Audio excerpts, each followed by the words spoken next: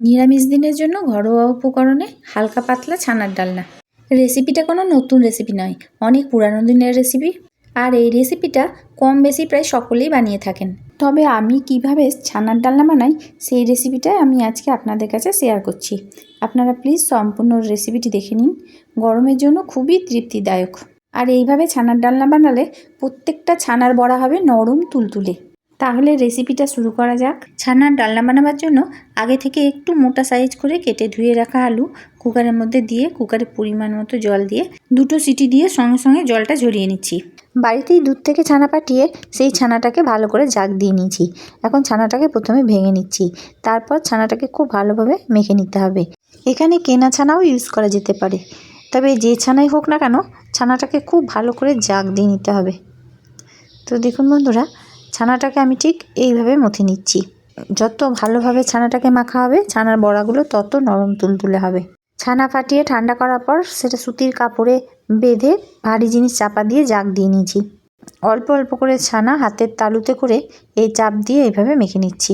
ছানা সব থেকে ভালো জাগ দেওয়া হয় যদি ছানার পুটলির ওপর শিল চাপিয়ে রাখা যায়। তবে ফুটন্ত গরম ছানার ওপর যদি শিলপাটা চাপিয়ে রাখা যায় তাহলে আবার পনির হয়ে যাবে।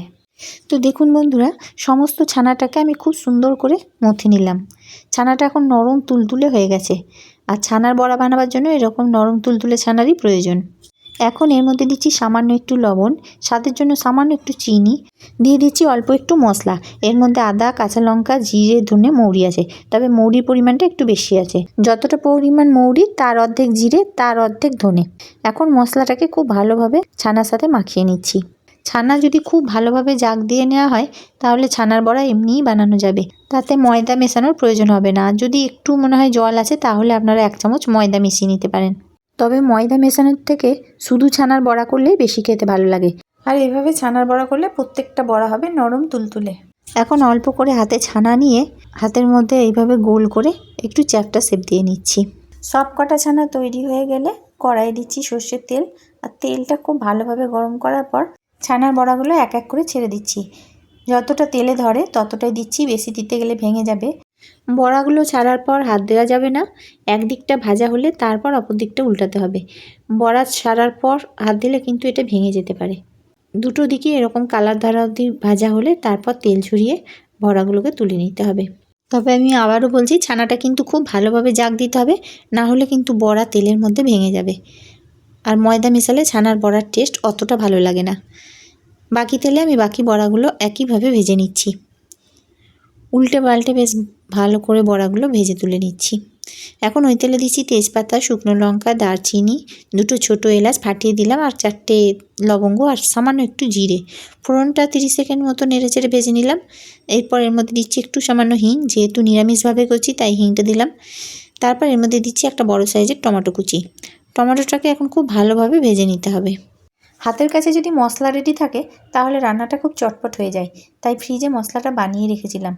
আদা, কাঁচা লঙ্কা, মৌরি, ধনে আর জিরে একসাথে মিক্সার গ্রাইন্ডারে বেটে রেখেছিলাম, সেই মশলা 1 চামচ দিয়ে দিলাম। দিয়ে দিচ্ছি পরিমাণ মতো হলুদ, লবণ, আর একটু রঙের জন্য কাশ্মীরি লঙ্কা গুঁড়ো দিলাম। তবে এটা না দিলেও চলবে, আমি কালারের জন্য দিলাম যেহেতু ভিডিও করছি। স্বাদের জন্য একটু চিনি দিয়ে দিলাম।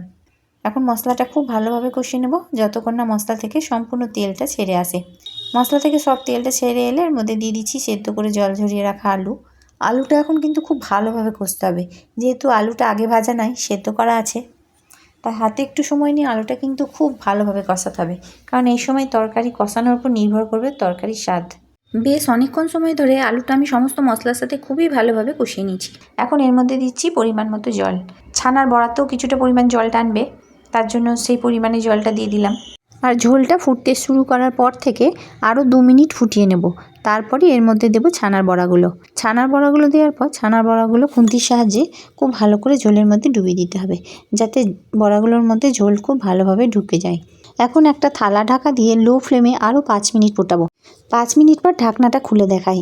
খুন্তির সাহায্যে ঢাকনাটা খুলতে গিয়ে একটা বড়া খুন্তিতে কেটে গেল, তাছাড়া কিন্তু একটা বড়াও ভাঙেনি। দেখুন বন্ধুরা, ছানার বড়াগুলো কি সুন্দর হয়েছে, আর ভিতর অবধি রস ঢুকেছে, প্রত্যেকটা বড়া নরম তুলতুলে। এখন দিচ্ছি 1 চামচ ঘি আর অল্প একটু শাহি গরম মশলা। খুব ভালোভাবে মিশিয়ে নিলেই ছানার ডালনা তৈরি হয়ে যাবে। গরম ভাতের সাথে খেতে দুর্দান্ত লাগবে। রেসিপিটা যদি আপনাদের ভালো লেগে থাকে তাহলে প্লিজ লাইক, শেয়ার এবং কমেন্ট করবেন। সমস্ত রেসিপিটি দেখার জন্য হেসেল বনলক্ষ্মীর তরফ থেকে অসংখ্য ধন্যবাদ।